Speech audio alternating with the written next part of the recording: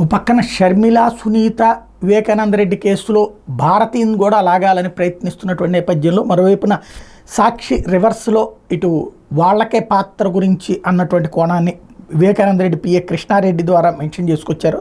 నర్రెడ్డి సునీత భర్త నర్రెడ్డి రాజశేఖర రెడ్డి చాలా నీచంగా మాట్లాడుతున్నారని వైఎస్ వివేకానంద రెడ్డి పిఏగా పనిచేసిన కృష్ణారెడ్డి అన్నారు. నర్రెడ్డి దంపతులు ఓ పత్రిక ఇచ్చిన ఇంటర్వ్యూలో చెప్పినవని అబద్ధాలేనన్నారు.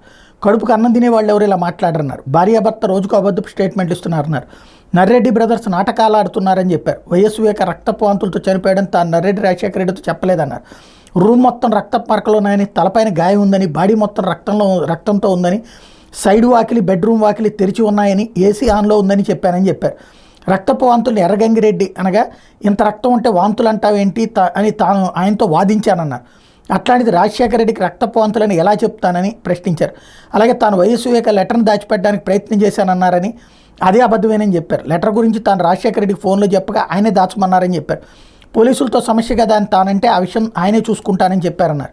అవినాష్ రెడ్డి తనను మేనేజ్ చేశారన్న నిజం కాదన్నారు. నర్రెడ్డి దంపతులే తనను మేనేజ్ చేయాలని చూసి విఫలమయ్యారని చెప్పారు. లెటర్ దాచిపెట్టమని చెప్పిన వారిని కేసులో పెడతారని, కానీ వీరు అప్పట్లో ప్రభుత్వంలో ఉన్న టీడీపీ నాయకులతో కలిసి పోలీసులు మేనేజ్ చేసి తనను మరో అమాయకుడైన ప్రకాష్ను కేసులో ఇరికించారన్నారు.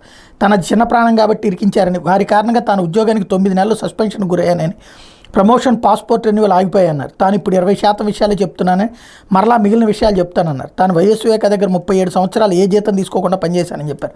వివేకాన్ని తాను చూసుకున్నట్టు వారి ఇంట్లో వాళ్ళు కూడా చూసుకోలేదన్నారు. వివేక తన ముందరే ఎన్నోసార్లు వాళ్ళని చీకొట్టారని చెప్పారు. నర్రెడ్డి రాజశేఖర రెడ్డి, శివప్రకాష్ రెడ్డి వారి బావ వివేక ద్వారా కోట్ల ఆస్తులు సంపాదించుకున్నారని, అయినా వాళ్ళల్లో ఆస్తి చావట్లేదన్నారు. వివేక రెండో వివాహం కారణంగా వారికి ఆయనతో తీవ్ర మనస్పర్ధలు వచ్చాయన్నారు.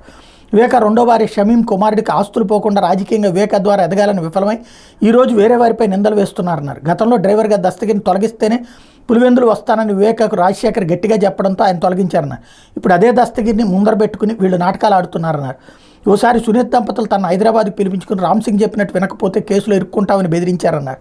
తాను అబద్ధం చెప్పడానికి కరాఖండిగా చెప్పానన్నారు. ఆ సమయంలో కృష్ణారెడ్డి మన మాట వినకపోతే నువ్వు కేసులో ఇరుక్కుంటావని రాజశేఖర్తో సునీత అన్నారని చెప్పారు. దీనికి అర్థం ఏంటో మీడియా సోదరులు ఆలోచించుకోవాలన్నారు. ఎప్పటికైనా ఈ కేసులో రాజశేఖర్ జైలుకు వెళ్ళక తప్పదన్నారు. ఢిల్లీలో సిబిఐ అధికారి రామ్ సింగ్ 4 రోజుల పాటు తన చిత్రహింసలకు గురి చేశారన్నారు. అచ్చులో వైఎస్ అవినాష్ రెడ్డి, వైఎస్ భాస్కర్ రెడ్డి, శంకర్ రెడ్డి హస్తం ఉన్నట్టు సాక్ష్యం చెప్పాలని తీవ్రంగా కొట్టేవాడన్నారు. ఎంతకీ తాను ఒప్పుకోపోవడంతో వదిలేశారన్నారు. ఆ తర్వాత ఒకరోజు రామ్ సింగ్ వాట్సాప్ కాల్ చేసి తన కుమారుని తీసుకుని కడపకు రమ్మని చెప్పాడన్నారు. తామిద్దరం మరుసటి రోజు రామ్ సింగ్ వద్దకు వెళ్ళగా వివేకాచ్యులు అవినాష్ రెడ్డి, భాస్కర్ రెడ్డి, శంకర్ రెడ్డిలు హస్తం ఉన్నట్టు చెప్పాలంటూ తన కుమార్తె ఎదుటే కట్టితో కొట్టాడన్నారు. దస్తగిరి రంగన్న చెప్పినట్లు విన్నారని, వారిని సేవ్ చేశామని, నువ్వు వినకపోతే కేసులో ఇరికిస్తామని చెప్పాడన్న. తన బెయిల్ రద్దు చేసి మళ్లీ జైలుకు పంపిస్తామని బెదిరించాడన్నారు. తాను అబద్ధం చెప్పడానికి గట్టిగా చెప్పడంతో పంపించేశాడన్నారు. కృష్ణారెడ్డి మాట వినలేదని సునీత దంపతులకు రామ్ సింగ్ చెప్పగా, తన కుమారుడితో వివాహం కుదుర్చుకున్న గుంటూరుకు చెందిన మా బియ్యంకుడికి సునీత ఫోన్ చేసి కృష్ణారెడ్డిని ఏ క్షణమైన అరెస్ట్ చేస్తామని, ఆస్తులు స్వాధీనం చేసుకుంటానని, వివాహం రద్దు చేసుకోవాలని బెదిరించారని, దీంతో వాళ్ళు భయపడి వివాహం రద్దు చేసుకున్నారని చెప్పారు. తనకి ఇప్పటికీ కొంతమంది నుంచి బెదిరింపు కాల్సి వస్తున్నాయని, వారి పేర్లు త్వరలో బయట పెడతానన్నారు. తన ప్రాణానికి ముప్పు ఉందని, తనకు ఏదైనా జరిగితే సునీత, రాజశేఖర రెడ్డి, శివప్రకాష్ రెడ్డిలే బాధ్యులవుతారని చెప్పారు.